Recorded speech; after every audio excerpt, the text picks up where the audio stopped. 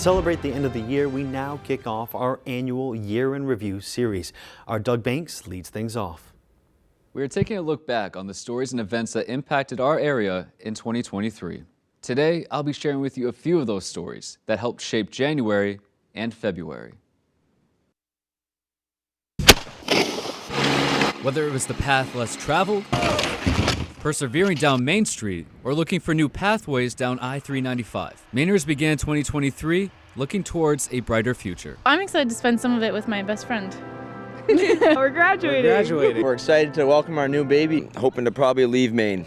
In Augusta, the first 2 months of 2023 saw the beginnings of Maine's biennial budget and the steps toward expanding abortion rights, specifically a proposal for expansions that would prevent local municipalities from restricting access. The decision to have an abortion is deeply personal. After a mistrial last year, the murder trial of Gardner man Dylan Ketchum began in January. Ketchum was charged with murder, attempted murder, and aggravated assault. He was later sentenced to 65 years. A young man he thought of as a brother would soon be on top of him with that machete. Moving to the world of sports gambling, the Maine Gambling Control Unit began unveiling plans that would eventually make way to what we have today. Once that day came, Maine tribal communities rejoiced. The tribes have really been trying to regain the ability to game. In February, family and friends gathered as 3rd Battalion 142nd Aviation Regiment deployed to provide air support for Operation Inherent Resolve. This was the first time an aviation regiment was deployed from Maine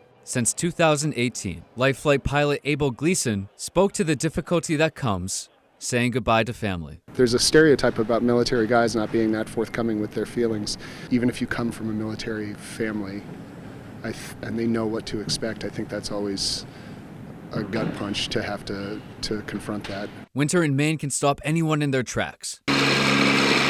But no amount of snow could hold back late Police Chief Chris Greeley in the Holden Police Department as they brought community members heating oil free of charge. While we have hard things and bad things we have to sometimes deal with, it's nice to be able to do something nice like this. February came to a close with a story about a dog who wandered off in the middle of the night and a homeowner who feared the worst. I kept saying, Gabby, where are you? Where could you be? Found by a Saginaw County Sheriff deputy, shivering and hungry, Gabby was eventually brought home. I don't know what I had done if something was happened to her, you know. The first few weeks of any new year helps put life into perspective. It gives us a chance to try something bold, from polar plunges into an icy lake to Devin Dagnall trying to rock facial hair.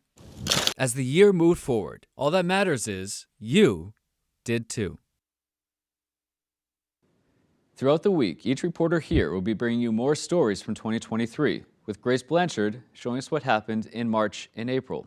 In studio, I'm Doug Banks for ABC 7 and Fox 22 News. Gee, thanks, Douglas.